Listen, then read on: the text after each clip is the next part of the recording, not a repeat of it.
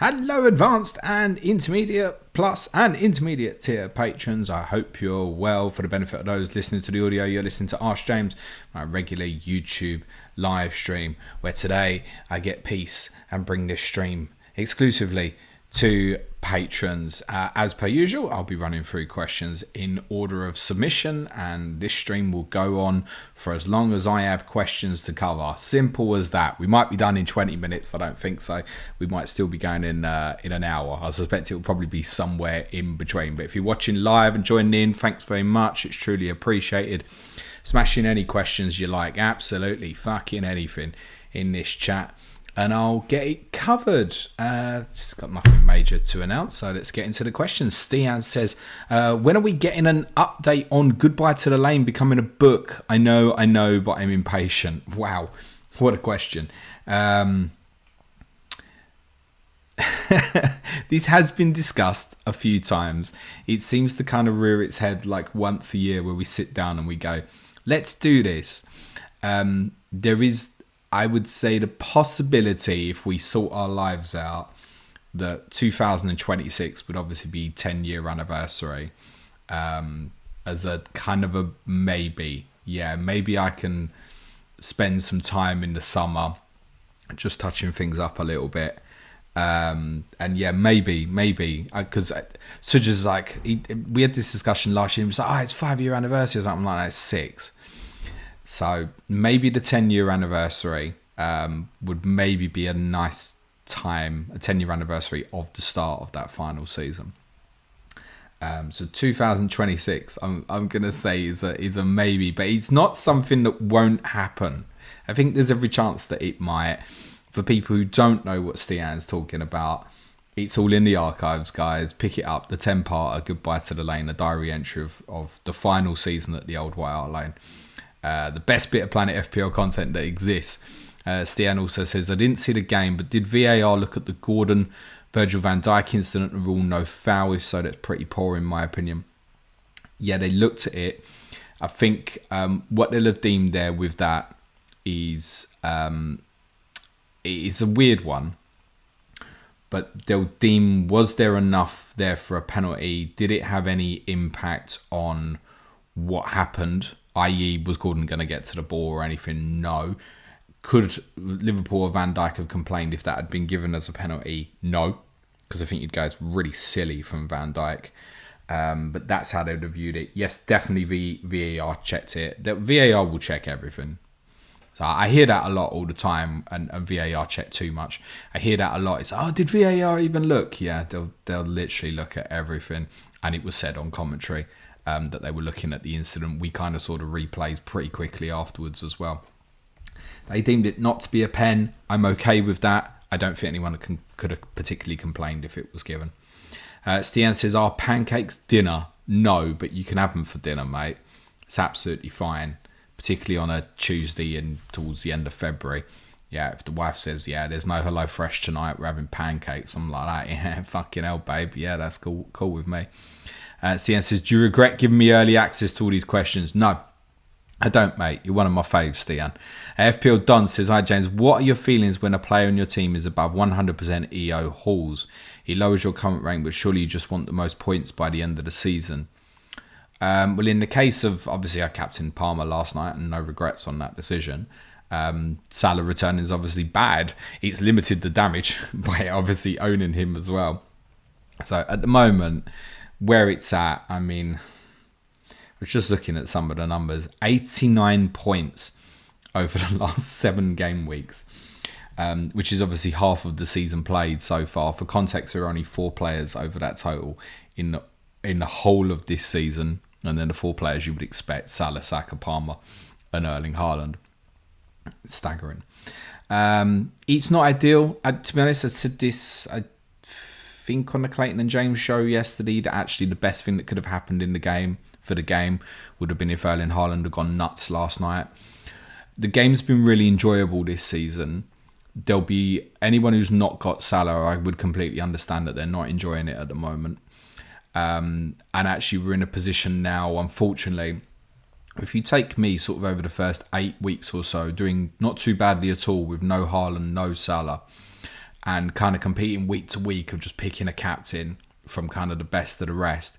It was the most fun I've had playing the game for ages. Now, unfortunately, through no fault of his own, because he's incredible, but now you need a bloody good reason to go against him. And that's not where you want the game to be, unfortunately. Last night was a very good reason to go for Cole Palmer against Southampton, but he needs that. He needs something like that. You know, I think of the game last night at St James's, great game, and that's the majority of what I watched last night. And I think, I thought Joe Linton and Willock would both play that left side against Salah. Kind of thinking back on my comments on the team news stream, thinking, yeah, actually, I can see this being a really difficult one for Mo. And I think at half-time, everyone's thinking, well, everyone's blanking here. This is all right. It's fine.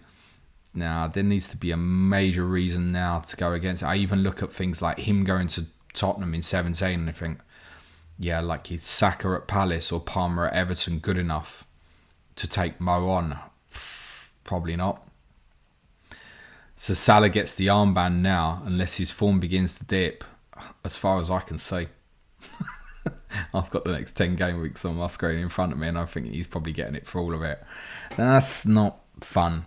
It allows for focus on other things, but it's not the kind of enjoyable bit at the start of this season. I kind of love that scary bit every week with taking on Haaland. I think he's just going to destroy me any week. And I was taking on Mo over that period as well. I think it's a shame. If you've got two both over 100 EO, it is what it is. And there's going to be a lot of this with Cole Palmer now. So weeks like that, where Palmer goes to Everton, he's probably going to be over 100 EO as well. Salah's still going to be monstrous. So you're down to 10 players effective. You don't want him to return. Whichever one you've got, you don't captain. You don't want him to return. There are pluses in terms of owning that player. So, for example, the value continues to increase with the points. For example, there is a little bit of solace to that sort of thing. But no, obviously, Salah blanking would have been much better for my rank last night. There's nothing particularly good about the fact I didn't captain him and he massively outscored Palmer. You kind of want him to return. You just want him to do less than your captain is probably generally how you'd feel about it. And Neil Thompson says, afternoon, I think the time has come to say goodbye to Haaland so I can get Saka in. I have Cunha, Pedro. Which one from the Wish J list? Jackson? Yeah, it's the one, yeah. It's the one. It's definitely a little bit of a case maybe to say Isak in the immediate for the next three and then chain that on. You could arguably go 4 and take in Villa at home as well, which is fine. And then ironically go from Isak to Watkins. There's a little swing maybe for Solanke at that period as well, but Arsenal away in game week 20 isn't, game week 21, sorry, isn't particularly appealing. And I think me and Ricky kind of come to the conclusion kind of during conversation on Clash of Correspondence that Johnson actually is now, unbelievably, the best Tottenham asset to own. So if you've got one of them and there's better assets elsewhere, there's a little bit of a difference with Jackson and Palmer because of the sheer volume price of Cole Palmer in comparison. Isak, Watkins, talisman. That kind of stands them two out from the rest. Jackson is not. Solanke might be. Kai Havertz won't be. Matthias Cunha is probably part of that conversation, but I think there'd be a few people kind of disappointed with nothing over the last two. Only efforts, I think, from outside the box across those two games. I think it's Jackson or Isak. One of those two. It's Isak and then on. Or you hold him through sort of like Tottenham away, Man United away, which you can do. Or Jackson. Timing maybe with Tottenham this weekend feels a little bit better about Isak. I suspect, Neil, you'll probably watch Bournemouth Tottenham tonight and you'll go, yeah, I'm buying Jackson. That's probably the consensus you'll come to. FPL Dunn says, are you reviewing your stance on essential? Yeah. Hashtag Salah. No, you're not going to get it from me. I mean, it reminds me of the period, and this is even stronger now. I mean, that's absurd that he's approaching 100 points across the last 7 game weeks is fucking mad. But there is no guarantee it lasts. Let's remember, Erling Haaland, those first 4 weeks was a run rate of like, what the fuck was he going to be? 500 points or something at the run rate he was going at. And this with Mo will not last forever. It can't. It genuinely can't. But it could still be better than the rest. That's where it feels different. And also with Salah, it's valuation wise in terms of the closer proximity to your Palmers and Sakas than Haaland. It just destroys the structure of the team. Is Mo essential? No, because those who've had it bad must still, and I understand, say like Neil saying he's going to move, and I get it, and I don't disagree with it, but there must be the temptation to just keep fighting. Like, can it last? The worst thing I would have done this season is buy Erling Haaland after those first few games. It's just the worst thing I'd have done. Now, I don't really foresee Mo slowing down with the fixtures he's got, but it cannot sustain to the level that it's at. If people want to take it on because they want to make ground or because they want to do something different, that is fine. I will repeat what I always say, and I think the moment has gone for me. But my target is first. There's as much chance of me winning the lottery, but there's not. But that's the target. And just doing exactly the same thing as everybody else is not going to win this game. Now, it might be that over this period, it is like, okay, shit, those fixtures for Arsenal, Liverpool, Chelsea are too good. You need Saka, Palmer, Salah in there. And that doesn't mean you have to be different for the sake of different. But people can go against here. And people can particularly go against because you can, over the next few weeks, have, for captaincy, for example, Haaland away to Crystal Palace, Bukayo Saka at home to Everton, Cole Palmer away to Everton, Bukayo Saka at home to Ipswich, Cole Palmer away to Ipswich. It's not like there's nothing to go against. I don't advise it, clearly, but I will not have essential. You could look at, say, was it essential that we had him over this period in hindsight? The answer would be yes. But if people generally have gone, well, I don't think this can continue to the same level and actually deem opportunity in attacking. I've used an example there with game 16 and 19, your captain players against Everton and Ipswich and top players. So can you go against? Yeah, I wouldn't advise it, but you're not going to have essential off me, mate. I believe for my team it was essential. Like I believed it was essential I got Bukayo Saka in quickly. That's gone swimmingly. Mind you, Semenyo will make up the points tonight, I imagine. Neil Thompson says, what does Christmas Day look like in the Linden household this year? We will go to Katie's dad's on Christmas Eve, and we will stay there, and then we will go to my mum and dad's Christmas Day afternoon, and we'll either stay till late or we'll stay over at my mum and dad's as well, which would probably be Katie's preference, so she can have a fucking drink. She came home absolutely spannered last night. I'm not joking. The most drunk I've seen her in so long. She had something yesterday, some work due after work, and she said, I could kind of read the room. She said someone had already pre-booked 2 bottles of wine, but there were going to be like a group of other girls that weren't getting there till like 8 or 9 o'clock. And I was like, so it's just what you and someone else are going to drink these, yeah? And she's like, yeah, I don't really want to do that. I'm like, nah, once you open, mate, you're like a box of Pringles once she starts. She messaged me, very coherent message, said, I'm on the train heading home. Then she sent me another one. She said, I'm waiting on the bus. And I thought she was fine. She walked in the house. I swear it took her about 5 minutes to lock the fucking door. And then the first thing she did was walk into the sofa and then fucking nearly fall over. And she stank, mate. She smelt like a bottle of wine. And she just pissed herself laughing. Didn't really say anything to me. And then fucking went to sleep. This morning, I had to take Harry to school. Because I said to her, there's no way you're driving. I can do it. I was like, nah, not having that. You stay here. I'm taking Harry to school. I'm not having that. So, yeah, she can have a drink if we stay at my mum and dad's Christmas Day, whereas obviously she'll be driving because I don't, because I'm a pedestrian or a ped, as she'd like to call me. If we stay there Christmas Day, we might end up staying quite a bit Boxing Day. I'm not going to Forest. We're a 3 o'clock kickoff. It'd have been a coach job. There's no trains. Coach would have left at 9 o'clock in the morning Boxing Day. I'm like, fucking hell, it's on the telly. I don't think Forest is I like Nottingham, by the way, but I don't think it's not a good away end at the City Ground. The view's not great or anything. I was like, oh, what am I doing, man? Gonna leave at 9 o'clock in the morning, Boxing Day. Get home at like 10 o'clock at night. I'll have missed all the rest of the football, and then I've got to do a podcast about it the next day. No, I'm gonna skip that. So yeah, that's roughly the Christmas plan. I haven't decided yet if I'm going to do a deadline stream on Boxing Day or not. I think at the moment I'm going to lean to no, because I'll have to do it at my mum and dad's. I'd have to do it upstairs. I don't know how strong their internet is stuff. I had problems last year doing it. I had to abort it doing it at Katie's dad's. So I might not do a stream Boxing Day. I know it's bank holiday. I don't work bank holidays, bollocks. I might just sack it off, and I think everyone will understand if I make that decision.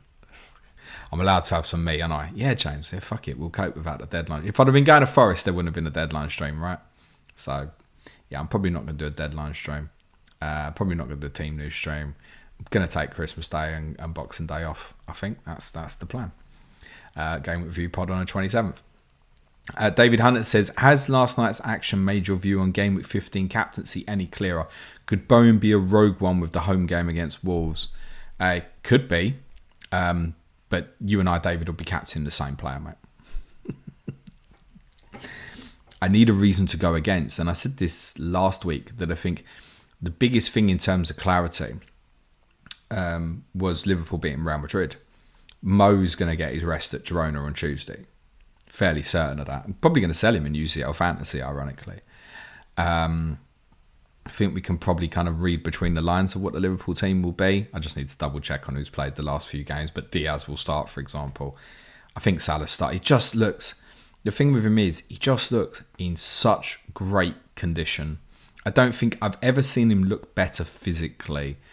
Forget the taking the shirt off stuff. He just looks like an absolute bastion. He's getting stronger as the games go on.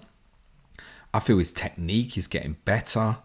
He's as good as he's ever been. And you'll have heard me all say it before. There's times I've owned him and not enjoyed it. I found him clumsy at times, actually. Not at the moment. He looks like a cold killer from a football perspective. So Mo will get the armband. Despite Everton's result last night, despite the fact that changes the mood very positively for Everton, and I wouldn't be surprised if this is the one where Mo is quiet, genuinely. But I haven't got enough good reason to go against. I think the one this weekend that not many will own is, it has fallen in the lap, I think, of the one that I'd said that I kind of wanted to have, is Watkins. If I had Watkins, I'd be tempted, I think. 65 minutes last night, good returns. It looks like he's on pens now, although Flecken should have saved it. That would be the one. If I owned Ollie Watkins, I'd be quite tempted to maybe take it on. But even now, I'm not sure. So, and Watkins looks much stronger now for Saturday. I think he starts. Kind of had a little break towards the end of the game last night. It was perfect. If you went Watkins for the 2 games, what happened last night was perfect and puts you in a position. That's the one. But that feels brave, doesn't it? I mean, it's just, you don't need to be done, Dave. Lee Sherwood said, suck James, I own Boomo, 1 free transfer of Mitoma and Embassy. See, look, Embassy. I don't like similar price players at the moment. Would you roll and play him this week? Roll and bench for Larson, or move down and play Larson?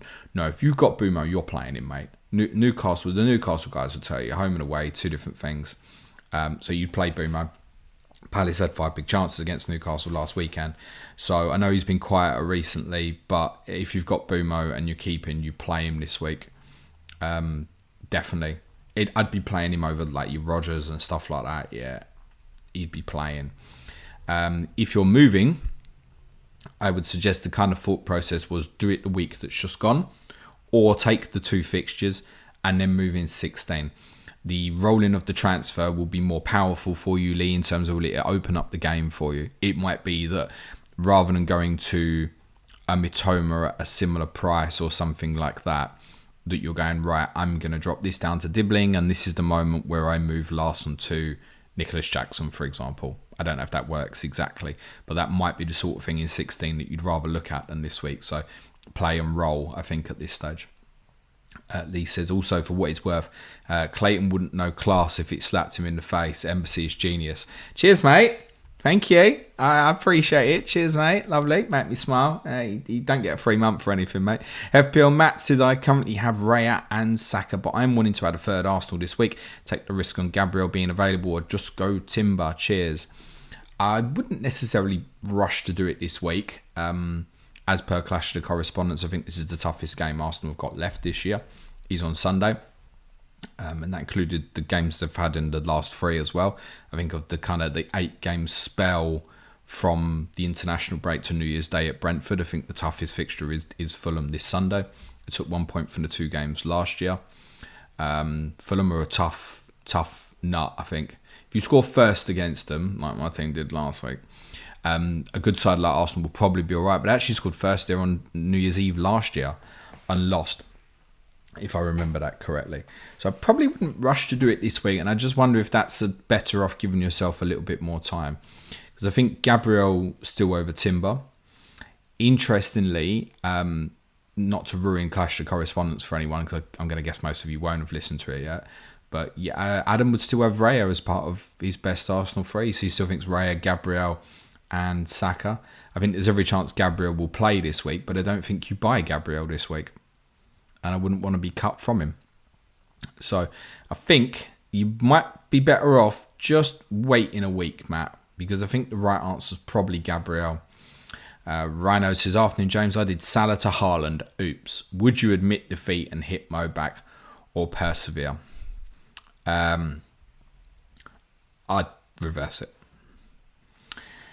I think the move that you made and the timing of Salah going to Newcastle and Haaland playing Forest at home, the City game actually went kind of exactly as I'd expected last night. The Newcastle-Liverpool game didn't. It was way more open than I thought it would be. I can understand the move. I would reverse it. Yeah, I think it reminds me a little bit of... I think probably the best transfer I made last season was buying Bukayo Saka the week after I'd sold him. I made a mistake because I was too focused on something else, and I reversed it. And that actually takes a little bit of bollocks sometimes to do. I spoke on the midweek dilemma yesterday about contingencies if, say, João Pedro got injured and not going back to something like Larson. It's a different kettle, isn't it, when we're talking about these type of profile premium players. I would reverse it, mate. Personally, if that's me sitting there doing that, I'm going to go, I tried this. It didn't work. It didn't work. Next 3 is better for Salah than Haaland, in my opinion. There's unknowns in the United game. Palace won't be open. It's not that Haaland can't do well this week, but it won't be open. And then when Haaland does get better again, that really good run from 18 to 22, that is still great for Mo as well, mate. And then the moment where it gets a bit tougher for City again, Salah's got Ipswich at home. Yeah, it's Mo, mate. That's what you asked it as. What would I do? I'd say I tried it, and I don't mind that you tried it, and I'd change it back, mate. I don't like the structures with Haaland. That's the biggest bottom line of all, mate. Thomas Jones says, hi, mate. 1 free transfer, 0.5 in the bank. Wood to João Pedro, or Boomer to Rodgers, or Mikalenko to Trent. Willing to take a -4, but what order in game week would you do these? Can't do 3 before 2. Okay, so you can't do Trent till you've found some money. So the ideal one immediately would have been Trent. I think Wood to João Pedro. The longer you leave it with Wood, the more he'll end up just staying. And the more you're walking into tougher Brighton fixtures. So that would probably be the priority one for me, is Wood to João Pedro. And then again, kind of as what I said earlier, for Lee, Boomo keep this week, move afterwards. The only thing I'd say with that is the move into Rodgers then, I wouldn't do. I'd look at alternatives, including Dibbling. Just because you're kind of at the end of Villa's good fixtures, so I'd be willing to not go Rodgers and look at alternatives. And then it's Trent last, isn't it? Timing wise, that 17 don't feel great away to Tottenham, but that's probably the way I'd go about doing it. Billy Taylor says, hey Jimbo, how much money do you think Andy Madley had on a Liverpool Newcastle, both teams to score draw? I think nearly all the decisions in that game last night were correct. The challenge on Isak, I think Kwanzaa gets more than enough of the ball to not consider an overturn on that decision. I think it's one where if it's given, it's probably not overturned, but I definitely don't think that's a VAR intervention. And I think the referee would have seen that Kwanzaa got a bit on the ball. And I think if you're officiating a game and you see that, you don't want to give a penalty. The incident at the end with the stopping the game at full time has been blown way out of proportion. The whistle was blown before the ball even got to Isak, when the ball was still in Newcastle's half. And a lot of people didn't hear the whistle, and then the game continued. Commentary got excited, crowd got excited. You can see there's a lot of other players stop before Isak even carries the ball into Liverpool's half. The whistle was gone as Pope throws the ball out. No different to, he's taking a goal kick, I'm gonna blow the whistle in midair or something. There's way too much been made of that. It's not a big deal. The referee, I think, largely contributed to a really good football match, actually. Thomas Jones says, if I do option 1, I'll have to bench one of Cunha, Semenyo or Bumo this week. Sorry, mate, would have asked this on the Patreon call, but can't make it. That's all right, mate. And obviously for the advanced tier patrons, Zoom call today at 4 o'clock if you'd like to join in. Bench one of Cunha, Semenyo or Bumo this week. I mean, off the top, mate, I think that's probably Semenyo, isn't it? You're not benching Bumo. Semenyo away to Ipswich. Ipswich games feel low scoring at the moment. Cunha at West Ham is just no. Despite whatever Wolves produced last night, I think you'd want to keep Cunha in the team. So with reluctant Semenyo, excuse me, it's going to be a similar decision for me, I think. Because it's probably Semenyo versus Rodgers for me. And I feel like just not starting a player against Southampton would feel like fucking insanity at the moment, actually. More than Brendan Rodgers just start an attacking player against Southampton, James. Biddy Taylor says, at what point are Man City going to offer big bucks for Arsenal's set-piece coach? Why would Arsenal let it go? We don't know what the influence is on Arteta, how much he's got to do with it. I suspect he's probably got quite a bit to do with it, actually, in terms of how he wants it to be. But yeah, we've had this before. It's like Villa score a set-piece goal every 2 months, and that fella with a beard and his face always appears on the screen. I'm like, I ain't fucking seen you for 2 months. Arsenal are obviously exceptional, particularly at corners. Not something I've really thought about, but I think it would have to be big money. Do you buy a set piece coach? What do they go for? Like, in terms of the value, I guess if he wants to go, he goes, similar to just what happened with Edu, right? Interesting, but I imagine he'd probably be quite happy where he is. Billy Taylor says, does Suj pay you any more money based on more patrons joining, or does that go elsewhere? Yo, boss, I have 3 new patrons today. True story. No, but the more we've got, the more I can knock on a door. It's fairly obvious, isn't it? The more money we've got coming in via Patreon, the more I can go, boss, can you see what money is coming in? Boss, can I have a bit more? So I guess is a relative relationship to that, but it's not just the Patreon money now. It's obviously, just the sponsorship through Sports Social for the audio as well. So there's a couple of different revenue streams. There's a little bit we get from YouTube, but it's not even worth mentioning, to be honest, with where it's at the moment.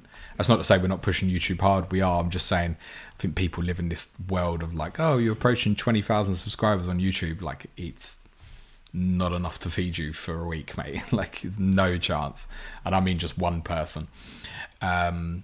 So yeah, the Patreon money is important. But it's not the be-all and end-all of the incoming at the moment. But it obviously very much helps. The more patrons we've got, great. The day we hit 1,000 paying patrons will be the day that a bottle of champagne gets opened. That I can tell you. For me and Suj. Thomas Jones says, afternoon, James. I hope you'll be fine tomorrow after celebrating Solanke's hat-trick tonight in probably a 4-3 defeat to the Cherries. Question, what do you think will be the new template in game week 18 onwards? It's not going to be much different than now, mate. Game week 18 onwards. I think Brennan Johnson might become a part of it. I think it's a narrative I've been pushing a little bit this week in terms of his data.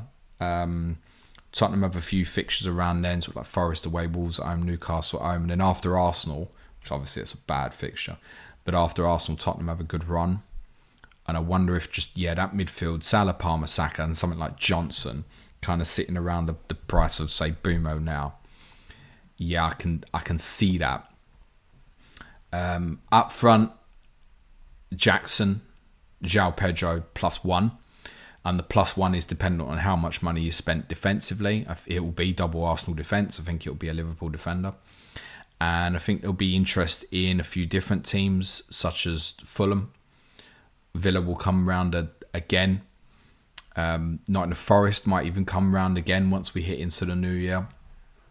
But yeah, I think the variance largely, I think, will be around how much money goes in the defence versus what the cost of a different forward is. So Pedro, Jackson, and then is it like Isak or Wood? And that's going to, as an example, and that's going to be dependent, I think, on the money you've got in the backline.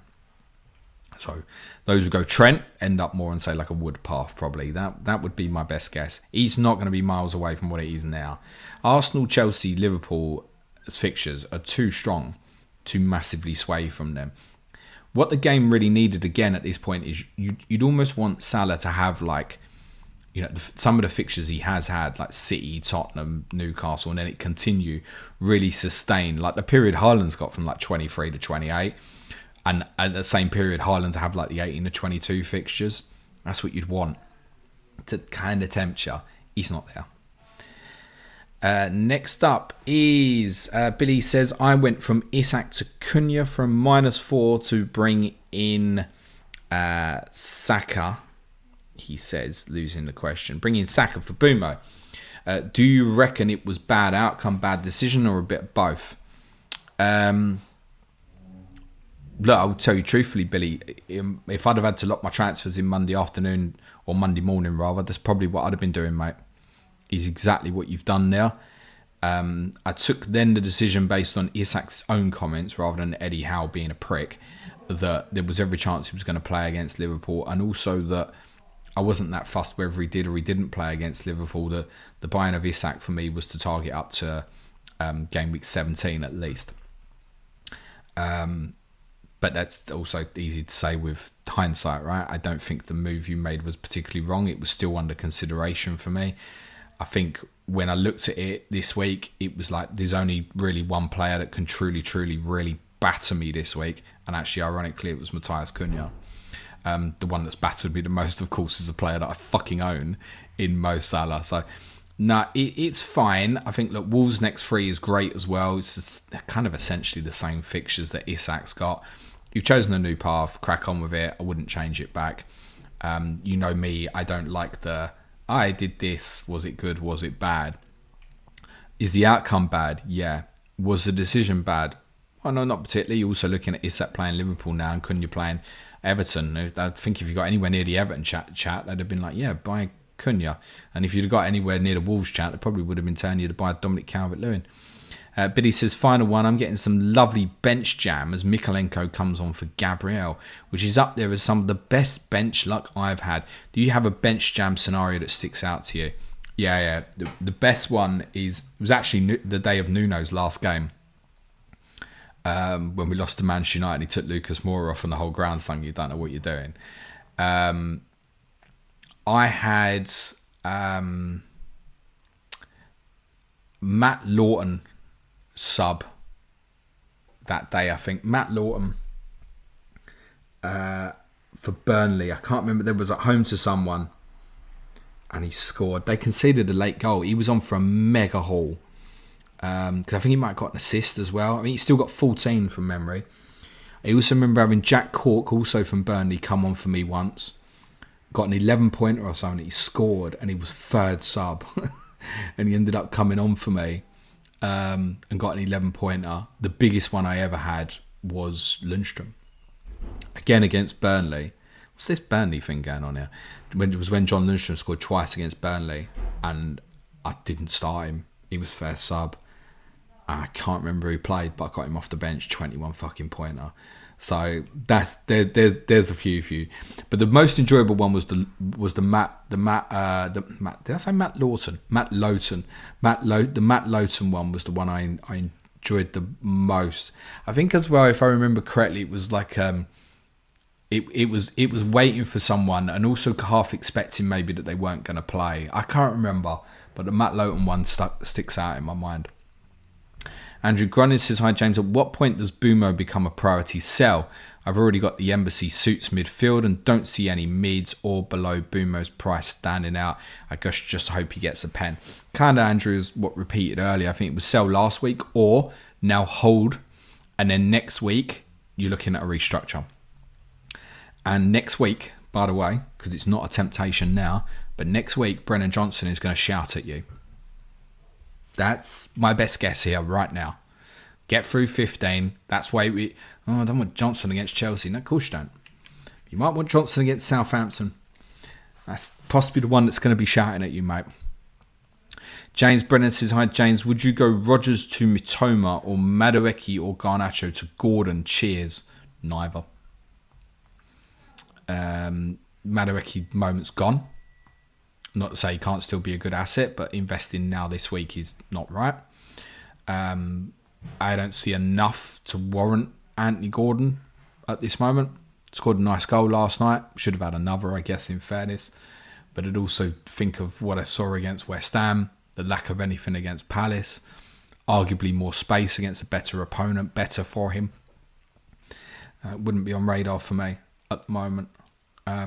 I did a piece for the Advance yesterday on the midweek dilemma, and we looked at solutions, if as in contingencies, and actually was just still coming back to Johnson for me, even now. So, and I wouldn't do any of them. I wouldn't sell Rodgers this week. And then I think once it's gone on later, then Mitoma just becomes less of a priority in terms of chasing Brighton. I get that it feels like kind of maybe, I don't want to say final time to buy Brighton, but it's 4 games now. Once you go to the next one, maybe you're looking at 3 games. It starts getting back into that Man United scenario of the 3 United games. And less than 3 is probably not worthwhile. That said, I was looking at Watkins for maybe 2, but then that's a more powerful player and there might have been a captaincy involved in that. I wouldn't do any of them, I don't think, mate. Don't think so. I've misread this a little bit in the sense you've been saying about holding Madueke. So Madueke to Gordon. Nah. You got Madueke. Nah. I think he plays at Tottenham. I wouldn't do any of them, mate. Biddy says, final one. Remember to give me a shout if you need access to the Premier League archives to watch full games back. Comes in quite useful if you just fancy some good old football watching.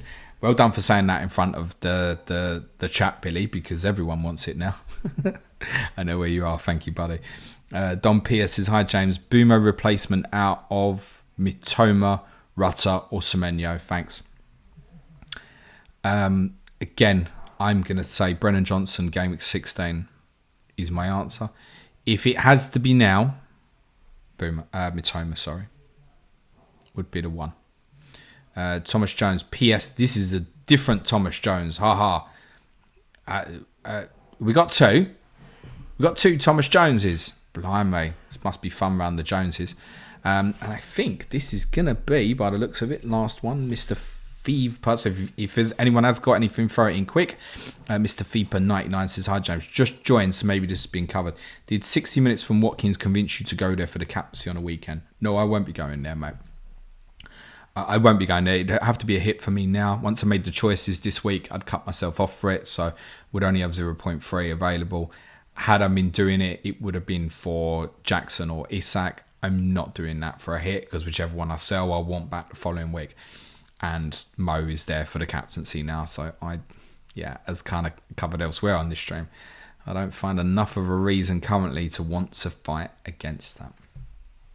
Thank you guys for commenting, questioning, and contributing to a nice short Ask James stream on this Thursday.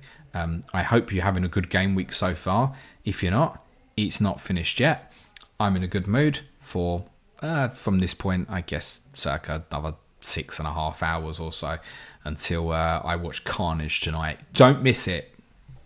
It should be great. And watch how the two teams press really high. You're going to see two of the best teams in the league in terms of trying to win the ball back in the final third of the opponent tonight. It could be wild. I suspect it probably won't be, but it could be. Guys, thanks very much. Your continued support is hugely appreciated. For the benefit of those on the audio, cue music, please. Man child.